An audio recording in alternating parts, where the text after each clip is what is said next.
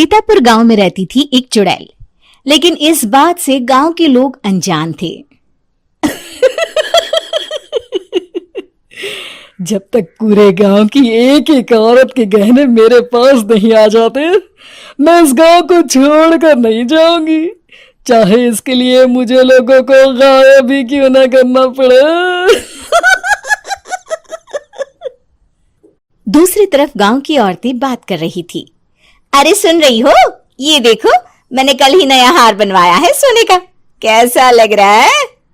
बहुत ही अच्छा। अच्छा है ना, पहले तुम पहनो, फिर शादी में अपनी होने वाली बहू को दे देना।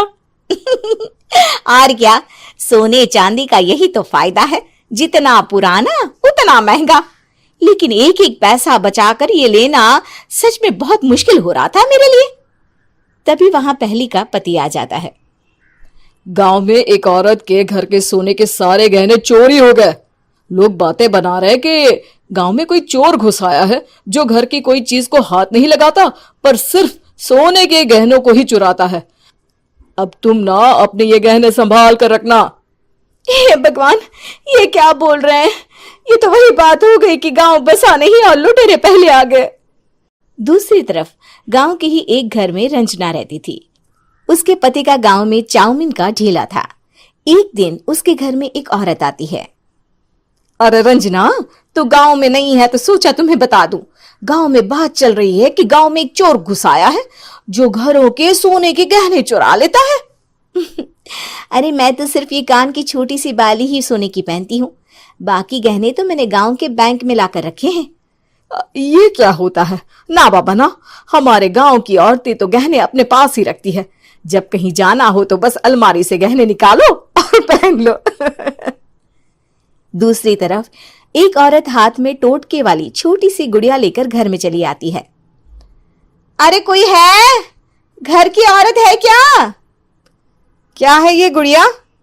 ये कोई ऐसी वैसी गुड़िया नहीं है, ये जादुई गुड़िया है। इसको घर की अलमारी में रखना। अगर तुम्हारे घर पर किसी की बुरी नजर होगी तो रात भर में ये पतली सी गुड़िया मोटी हो जाएगी। मैं कल आकर ये गुड़िया ले जाऊंगी और तुम्हारे घर की सारी बुरी नजर छूट जाएगी, समझी? अरे वाह, ये तो बहुत कमाल की गुड़िया है, दे दो। कितने की है एक? अरे नहीं नहीं नहीं, ये फ्री की है। मेरा काम इस पूरे गांव को बुरी नजर से दूर रखने का है। हाँ। भली औरत उसके हाथ से वो गुड़िया लेकर अलमारी में रख देती है। लेकिन अगली सुबह जब वो उस गुड़िया को देखती है तो पतली सी गुड़िया मोटी हो चुकी होती है। हे भगवान, ये क्या? किसने मेरे घर को बुरी नजर से बांध रखा था? तभी वो गुड़िया वाली भी आ जाती है।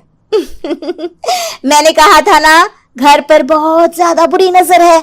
लाओ, ये गुड़िया मुझे दे दो। औरत वो गुड़िया उठाकर उसे दे देती है।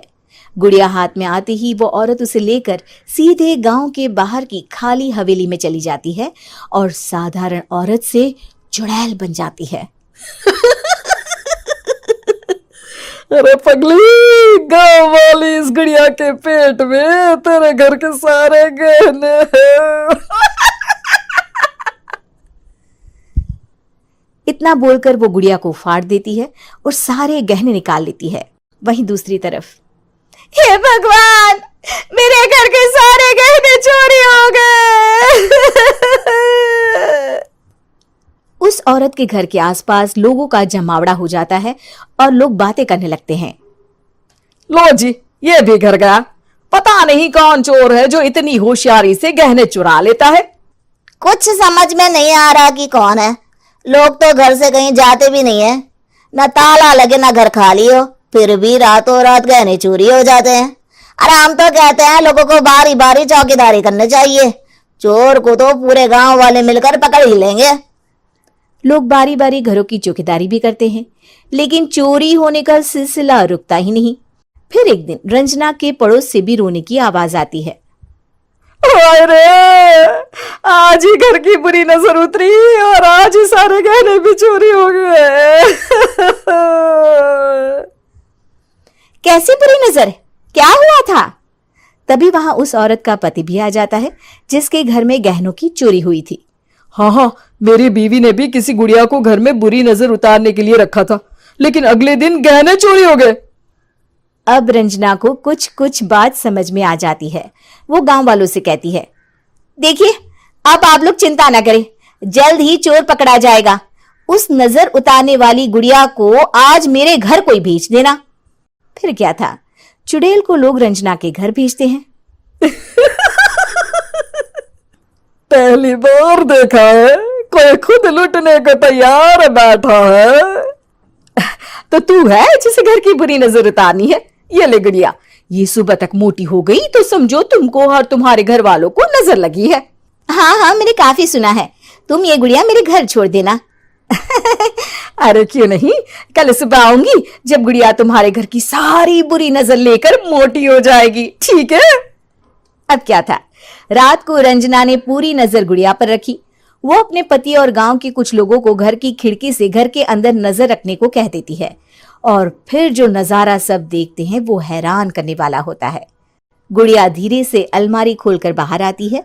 अलमारी के सारे गहने लेकर घर में जहां जहां गहने होते हैं वो लेकर अपने मुंह से खा जाती है। वो जितने गहने खाती उतनी ही मोटी हो जाती और फिर अलमारी में बंद हो जाती है। गांव वाले डर के मारे वहीं बेहोश हो जाते हैं। लेकिन सुबह जब वो औरत गुड़िया लेने आती है, रंजना उसका सामना करती है। ये देखो गुड़िया कितनी मोटी हो गई है, लगता है मेरे घर में बहुत लोगों की नजर लगी है। लाला ये गुड़िया मुझे दे दे, अरे बहुत कीमती गुड़िया है ये। तेरे घर की सारी बुरी नजर मैं गांव के बाहर वाली हवेली में फेंक आती हूँ। शाम को फिर लोगों के घर इसे लेकर जाना है ना, इसमें तो मेरी जान बसती है, जान।